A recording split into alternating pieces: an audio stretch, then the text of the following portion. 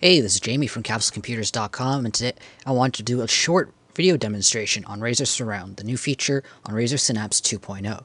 Now, for those who don't own a Razer device, Razer Synapse 2.0 is the software suite that will handle your macro settings and your profile configurations and whatnot, and stores it on their servers on the cloud, so to speak. Now, no matter where you take your Razer device, you can always plug it in, install Razer Synapse 2.0, and be able to grab your profiles, your macros, and whatever else onto whatever computer you're using. So when you install it, be sure to read the terms of agreement to make sure that their privacy policy is to your agreement. But enough of that. Straight on to Razer Surround. Razer Surround is normally $19.99, but from now until January 1st, Razer is supporting Child's Play charity by waiving the fee, making Razer Surround free. In return, they ask that you make a donation to Child's Play charity, no matter how big or small. Whether it means you're going to skip a coffee if you really like Razer Surround and put, $2 or $3 towards Child's Play, or you're feeling a little generous and you make a larger donation.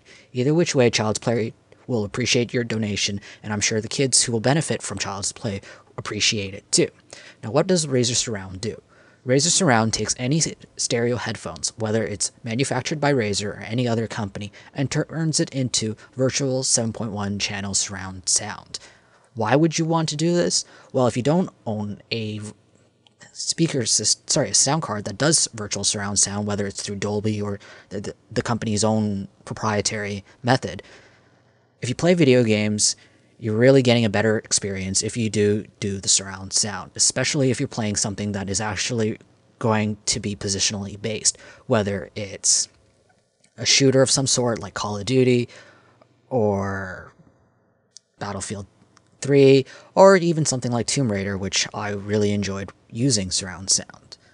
Now, Razer Surround is its own little driver suite that you'll install, and it'll show up as its own audio controller separately. It works for Windows 8, Windows 7, and Windows XP. I'm assuming it works for Windows Vista, although it's not officially supported. However, if you are one of the few people that are still using Windows Vista and you find that Razer Surround doesn't work, please comment below, and we'll try to make a little tweak on the description. Now, as you can see, it has installed a Razer Surround audio controller into my playback devices. Now, normally you would have, let's say, my HT Omega Claro sound card set as the default device, but if you are going to use Razer Surround, you'll have everything set to Razer Surround's audio controller. Now, Razer Surround provides a lot of options for you to tweak and play with. The main options comes from Razer Calibration. It allows you to position the virtual speakers in your stereo headset.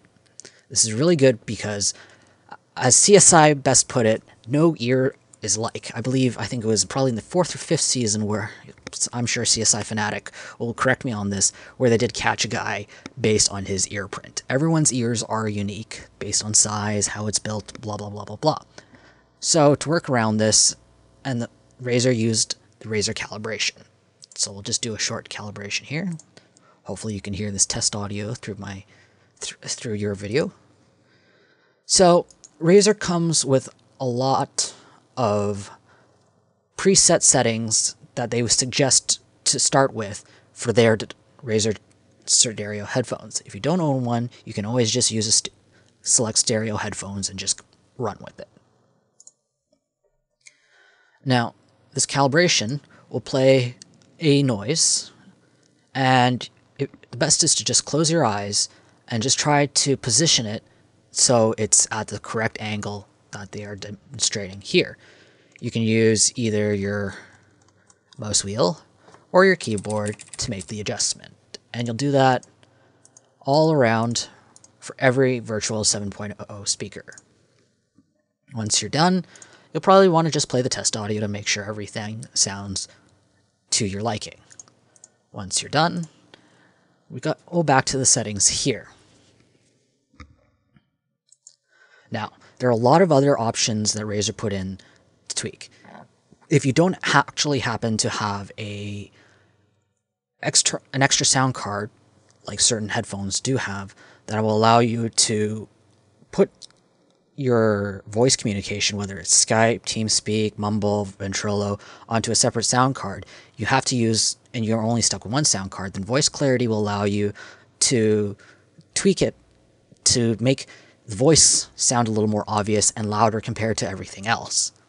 Additionally, if you find that you only want to stick with just stereo, you can use their stereo enhancement option. If your bass is a little weak, you can use a bass boost. And if you really don't like to be either scared or go deaf from sudden loud noises, sound normalization will try to keep everything down to a certain level. Play with this yourself. What one person likes to hear the sound of and what someone else is really very, very subjective. Personally, I preferred to keep everything off. That was my preference. But as I said, play around with it, figure it out, find what makes you happy, and go with it. Additionally, there's also equalizer settings in case you want to really get into the nitty-gritty and tweak the bass and whatnot to make your headset sound the way you want it to. There's lots of equalizer presets to the traditional music genres that you can also check out in case you need a little bit of inspiration, so to speak. Now, I really like Razer Surround. Personally, I use a Dolby headphone setup normally, and I could not tell the difference between Razer Surround and Dolby headphones. I'm sure if you did some scientific tests, you may find some differences, but in my experience, I couldn't tell the difference. The one thing I did notice is, if you're only working with one sound card or even two sound cards, you're not going to have too many problems, if any at all, with Razer Surround. Now, I use a lot of different sound cards for my own listening pleasure and for recording things, and I found that Razer Surround has a tendency to just try to take over everything, and it has its own settings, and it can get a little fussy. Trying to put my speakers into my sound card, I found that the speakers started making this horrible racket, and I have a feeling that it's something to do with the configuration of my sound card, the speaker settings, and Razer Surround. Somewhere just with the three of those working together just created a horrible noise. Now, when I set my speakers down to stereo headphones, it was fine. I have a feeling it's mainly to do with the fact that my speakers is a surround sound setup. But of course, if you're just using headphones, then this isn't going to be a problem for you anyways.